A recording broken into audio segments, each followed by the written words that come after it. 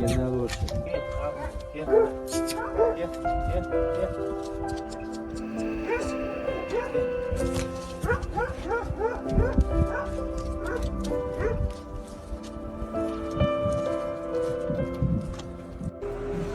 Yozgat'tan acil bir şekilde geldi. Durum şu anda biraz kritik. Detaylı bilgi vereceğim.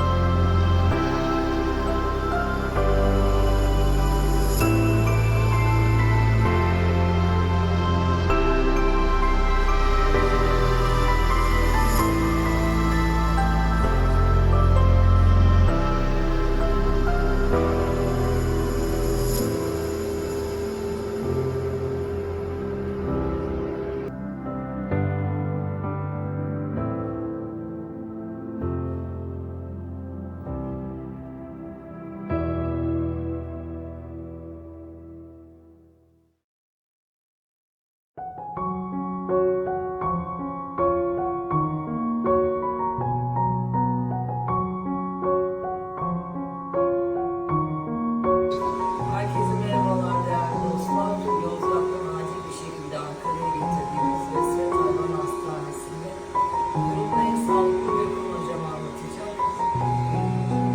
Çocuk dün geldiğinde bize genel hasta bayağı kötüydü. Onu topladık biraz. Bugün tomografi aldık çocuğu. Akciğerlerde kitleye benzettiğimiz yoğun yapılar var ama ilk aldığımız örneklerde bunların ne enfeksiyon köylülüğünün olduğunu tespit ettik. Bunu daha detaylı bakacağız. Ortopedik sıkıntıları da var çocuğun. Arka ayaklarda bilateral fazla hızlı hissi var. Ama bayağı kaşıklık, çok ciddi bir kilo varmış. Onu çözmeye çalışıyoruz şu anda. Hala devam ediyor testlerimiz. Elimizden gelen en fazlasını yapacağız bu çocuk için. Destek olan herkese de teşekkürler. 2 dakikada bir şey söylemek istiyorum. Zaten yazılmayan çizilmeyen kalmadı ama bir 300 binden bahsetmiş bir kişi. Şimdi bu çocuğa gelen bağışları ben açıklamak istiyorum. Sema Nur Kaya, gel sana yemekler yaptım.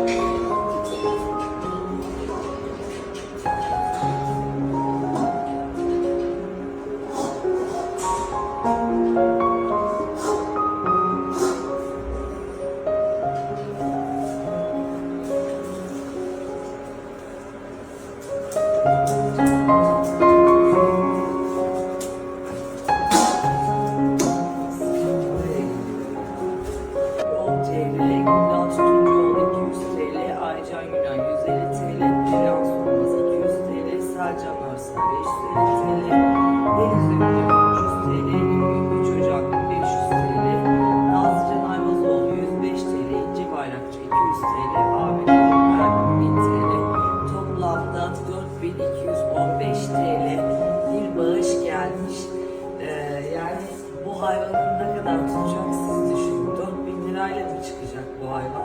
Sadece için biz hayvan kurtarmaya çalıştıkça, zaten çok zorlu bir iş yapmaya çalıştıkça lütfen bize iftiralar, çamurlar atıp durmayın. Bu emeklerimize gölge düşürmeye çalışmayın. Bizim amacımız sadece hayvan kurtarmak. Şu hayvanı getirirken bile hemen nasıl Ankara'ya nakliyeti sağlanabilir diye düşündük ama orada insanlar neler düşünmüş. Yani başaracağız inşallah. Durumu gerçekten kötü. Ama biz onun yanındayız. Hocalarımız elinden geleni yapıyor. Destek olan, gören, bizi tanıyan herkesten Allah bin kere razı olsun. Sağ olun, var olun.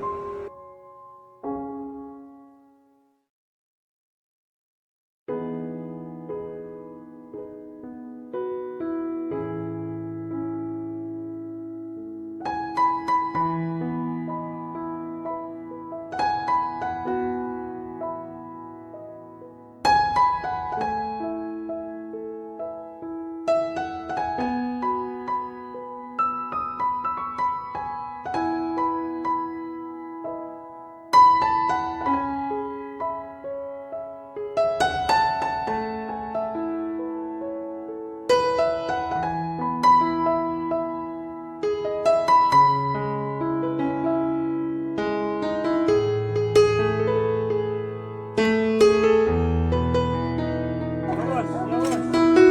Gel.